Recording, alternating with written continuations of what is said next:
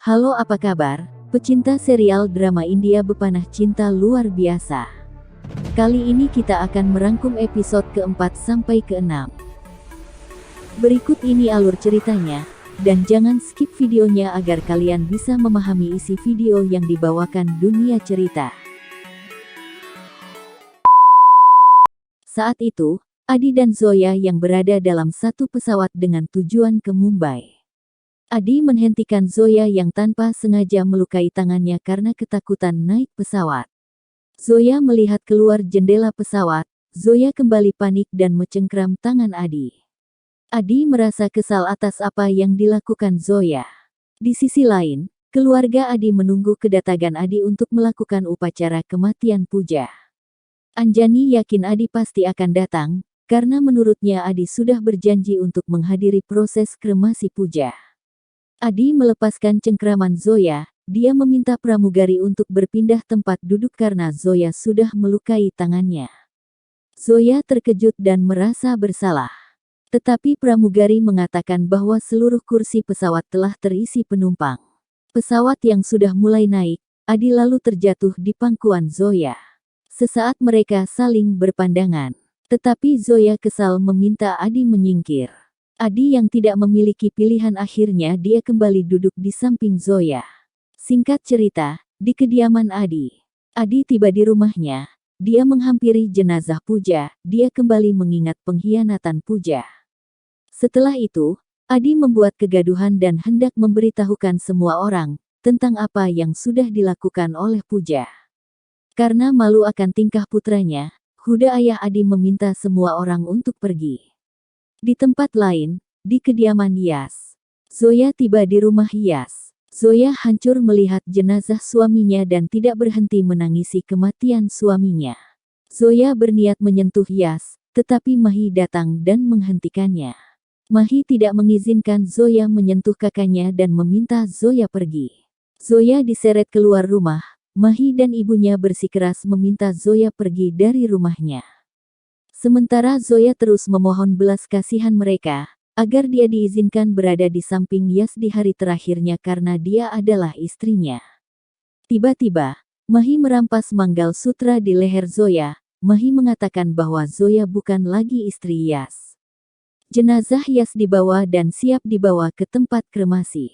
Di sisi lain, Nur mengkhawatirkan Zoya yang tidak bisa dihubungi. Ibu Zoya merasa yakin bahwa Zoya tidak akan diterima baik oleh keluarga Yas. Ayah Zoya mengatakan bahwa dia sudah memperingatkan Zoya, tetapi Zoya tetap bersikeras dengan pendiriannya. Sementara itu, jenazah Puja siap dikremasi. Begitu juga halnya jenazah Yas tiba di lokasi pembakaran yang sama dengan Puja. Adi datang dalam keadaan mabuk didampingi Arjun.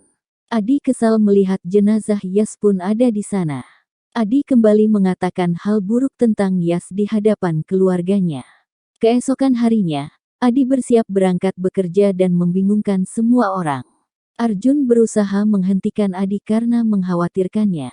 Tetapi Adi meyakinkan Arjun bahwa dia akan baik-baik saja. Di tempat lain, Zoya tertidur di depan pintu rumah Yas. Mahi terkejut melihat Zoya yang bersikeras ingin berada di sana. Mahi membangunkan Zoya dan meminta Zoya untuk pergi dari rumahnya.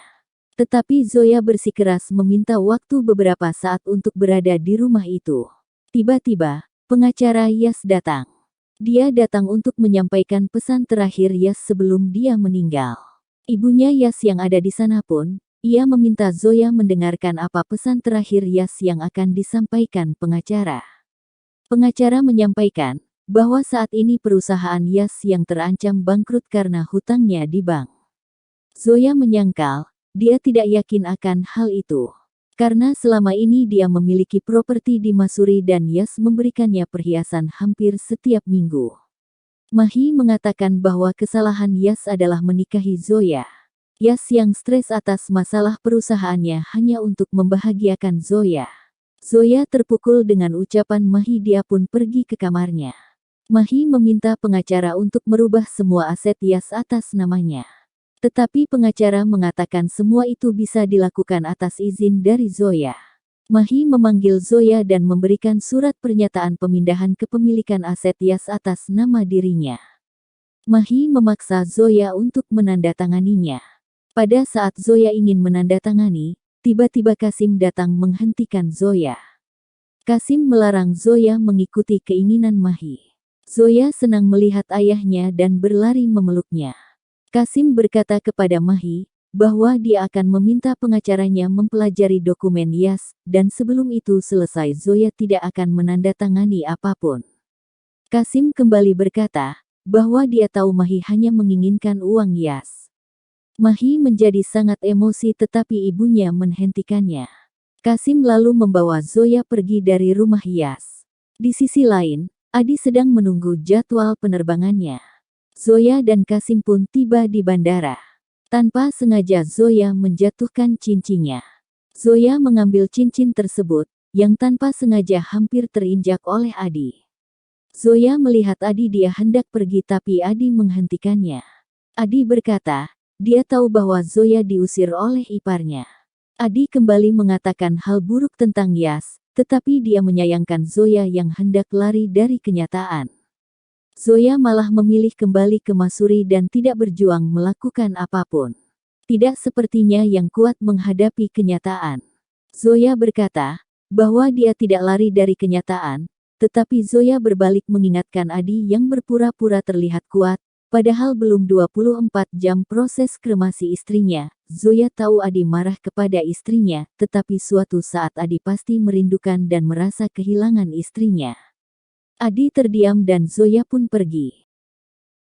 Di dalam pesawat, Zoya terus mengingat ucapan Adi. Sementara Adi yang sudah siap dengan penerbangannya, dia pun teringat ucapan Zoya. Adi terus melamun dalam mengemudikan pesawat. Kopilot meminta Adi untuk take off tetapi Adi terus melamun. Tiba-tiba Adi tersadar, pesawat hampir menabrak tembok dan dia hampir mencelakai banyak nyawa penumpang. Adi panik dan mengatakan bahwa dia tidak bisa terbang. Pramugari memberitahukan penumpang atas kendala yang terjadi, dan penerbangan akan ditunda. Zoya merasa senang dia tahu apa yang harus dia lakukan.